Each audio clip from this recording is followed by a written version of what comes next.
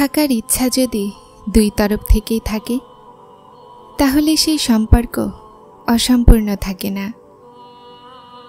কেউ পারফেক্ট হয় না, কিন্তু আমরাই পারফেকশন খুঁজি, আর পারফেক্ট হয় তো ত্রুটি খুঁজতে লাগি। বাবা মা সেই গাছের মতো হয় যাদের ছায়াতে সন্তান রাজত্ব করে। মনুষ্যত্বের কিতাবের প্রথম হরফ অনুভূতি আর পরিষ্কার হৃদয়। অস্বীকারের কারণ থাকে না, শুধু যা চেয়ে নিলে পেয়ে গেলে তাহাজ্জুদে।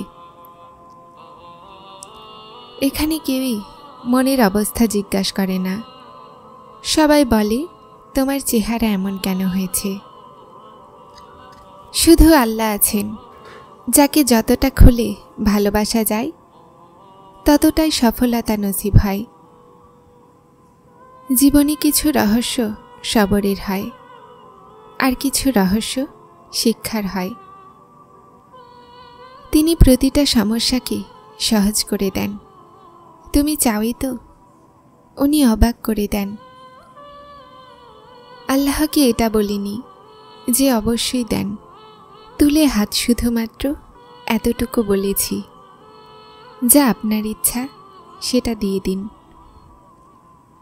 মানুষ কখনোই পুরো কাহিনী শোনায় না, তারা কাহিনীর শুধুমাত্র সেই অংশ শোনায় যেখানে সে নিজে সঠিক আর বাকি সবাইকে ভুল মনে হয়। মানুষের ভুল মাফ করে দাও, এখানে সবাই পরীক্ষায় আছে, আর পরীক্ষায় ভুল হয়েই থাকে। কোনো তাবিজ ছিল না সেটার, আমি যে স্বপ্ন বারবার দেখেছি। কারো জায়গা নেয়া অথবা কারো কমতি পূরণ করা দুটো আলাদা কথা। জায়গা নেওয়া যায়, কিন্তু কারো কমতি পূরণ করা যায় না। কোরআন বলে, হতাশ হও না, দুর্বল হও না, দুঃখ করো না। নিশ্চয়ই আল্লাহ তাআলা সর্ববিষয়ে সর্বশক্তিমান। মনে লাগা কথা অনেক সময় আওয়াজকে বন্ধ করে দেয়। বাবার মতো দুঃখ লুকানো তো শিখে নিয়েছি আমি, কিন্তু মায়ের মতো সবর আমি এখন পর্যন্ত শিখতে পারিনি।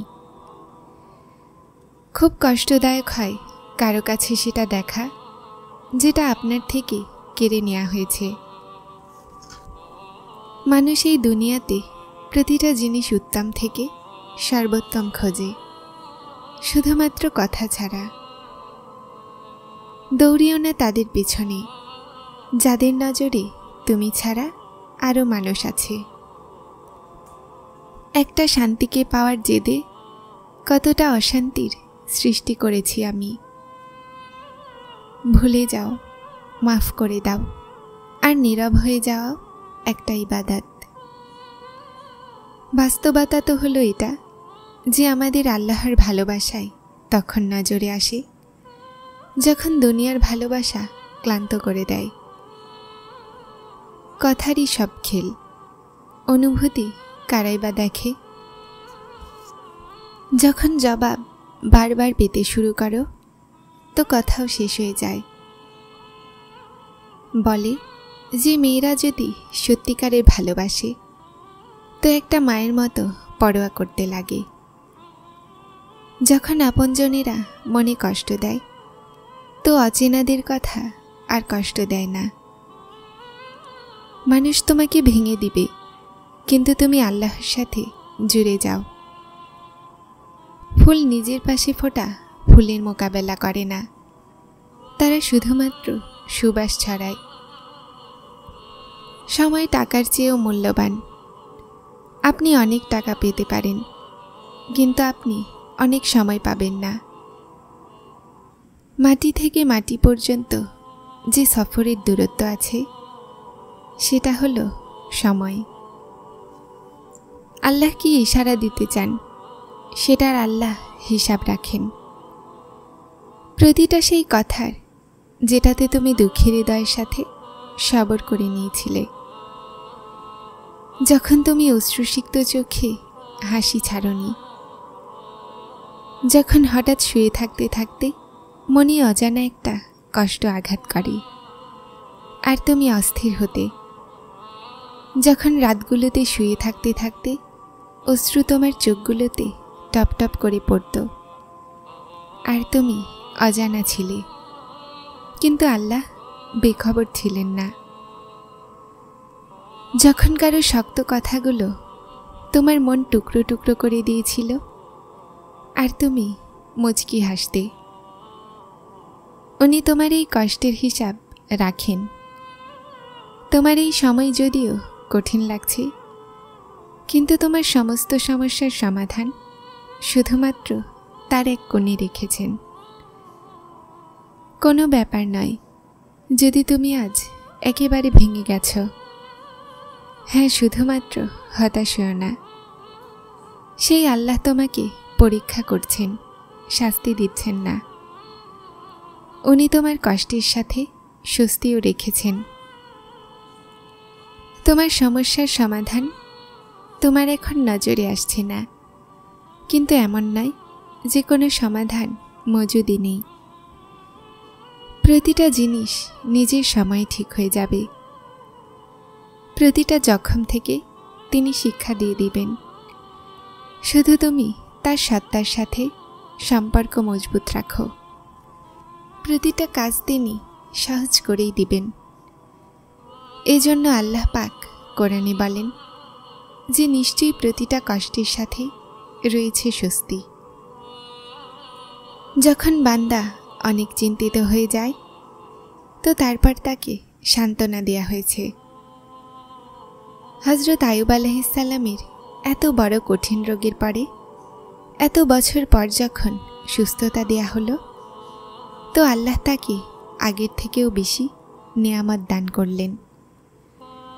যদিও সে সব আগে ছিল, সে সব ধ্বংস হয়ে গিয়েছিল, কিন্তু হযরত আইয়ুব আলাইহিস সালাম তার রবের গুণগান আর শুকরিয়া করতেছিলেন আর চাইতেছিলেন। তো আল্লাহ পাকও তারপর সব রকমের নিয়ামত দান করেছিলেন। আমাদেরও সব কিছুকে না দেখে শুধুমাত্র আল্লাহ তাআলার দিকে মনোযোগ দিতে হবে। উনি তোমাকে অফুরন্ত দেওয়ার জন্য পরীক্ষা করছেন। উনি তোমাকে এতটা ভালোবাসেন যে তুমি যদি এটা না জানতে পারতে তো তোমার অন্তর চুরমার হয়ে যেত। শুধু তুমি একটা কাজ করো, একটা কথা মেনে নাও, রাজি হয়ে যাও।